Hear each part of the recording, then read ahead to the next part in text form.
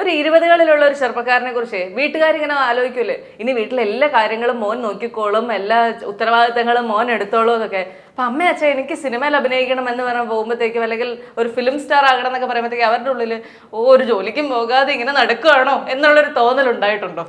ഇല്ല, എന്നോട് പണ്ടും പറഞ്ഞു. ഞാനിപ്പം 10th കഴിഞ്ഞപ്പോൾ തൊട്ട് എൻ്റെ കോഴ്സും കാര്യങ്ങളെല്ലാം ഞാൻ തന്നെ ചൂസ് ചെയ്തിരിക്കുന്നത്. അപ്പോൾ വീട്ടിലോട് പറഞ്ഞായിരുന്നു, നിന്റെ ജീവിതമാണ് നീയാണ് തീരുമാനിക്കേണ്ടത്, ലാസ്റ്റ് ഇതിലെ ചുമ്മാ നടക്കേണ്ട ആവശ്യം വരില്ലേ, നീ ചൂസ് ചെയ്യുന്ന പാത്ത് റൈറ്റായിട്ട് ചൂസ് ചെയ്യുക, അവർ കുറച്ച് നാൾ കാണത്തുള്ളൂ, പിന്നെ നീ തന്നെ ജീവിക്കേണ്ടി വരും ഒറ്റയ്ക്ക്.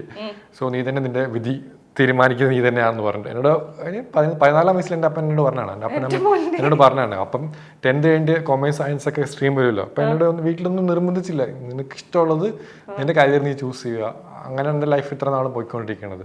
അപ്പം ഇതിൽ നിന്ന് തന്നെ ഞാനിപ്പം ബാക്കപ്പ് വെച്ച് ഞാൻ ഇടയ്ക്ക് വർക്ക് ചെയ്യുന്നുണ്ടായിരുന്നു. അതിനെല്ലാം പ്രോസ് ആൻഡ് കോൺസും നമ്മൾ നോക്കണമല്ലോ. അപ്പൊ നമ്മുടെ കയ്യിൽ ഒരു റവന്യൂ ഇല്ലാത്ത ഒരു സ്ട്രഗ്ലിംഗ് ഫേസ് ഉണ്ടായിരുന്നു. പിന്നെ ഉറപ്പായിട്ടുണ്ടോ, അതിപ്പോ എല്ലാ ഒരു ആസ്പയറിംഗ് ആക്ടർ, ആസ്പയറിംഗ് മോഡൽസിനൊക്കെ ഉള്ളൊരു ജേർണിയാണ്. അപ്പൊ എപ്പോഴെങ്കിലും വീട്ടുകാരോട് ചോദിക്കാം എന്നൊരു തോന്നൽ വന്നിട്ടുണ്ടോ? ഇല്ല, ഞാൻ അങ്ങനെ ചോദിച്ചിട്ടില്ല. ഇതുവരെ ചോദിച്ചിട്ടില്ല. അപ്പൊ എങ്ങനെ മാനേജ് ചെയ്യും? ഫ്രണ്ട്സ് സപ്പോർട്ട് ചെയ്യുക, റിലേറ്റീവ് സപ്പോർട്ട് ചെയ്യുക, ആരാണ്? ഇപ്പം എനിക്ക് അതിനെ മാത്രം എക്സ്പെൻസും കാര്യങ്ങളൊന്നും എനിക്കായിട്ട് വന്നിട്ടില്ല. അല്ലെ ഞാൻ ഏൺ ചെയ്യും. ഞാൻ സ്കൂളിൽ തന്നെ ഞാൻ പാർട്ട് ടൈം ജോബ് ചെയ്യുന്നുണ്ടായിരുന്നു. അങ്ങനെ കുറേ ലൈക്ക് ആക്ടിങ് നിർത്തി വർക്കൊന്നും കിട്ടാന്നപ്പോൾ ഞാൻ വർക്ക് ചെയ്തു, HR ആയിട്ട് വർക്ക് ചെയ്തു.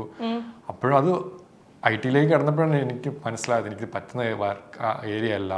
കുറച്ച് നാളാണെങ്കിലും കടിച്ചു പിടിച്ച് ഇപ്പോൾ എന്തെങ്കിലും കയറാൻ പറ്റുന്നുള്ളൊരു തോട്ട് വന്നുകൊണ്ടാണ് കയറുന്നത്. അപ്പോഴും വീട്ടുകാർ പറഞ്ഞു, നീ റിസ്ക് എടുത്തോ, ബട്ട് അറ്റ് ദ എൻഡ് നീ യു മസ്റ്റ് ഏൺ എന്ന് പറഞ്ഞിട്ടുണ്ട്.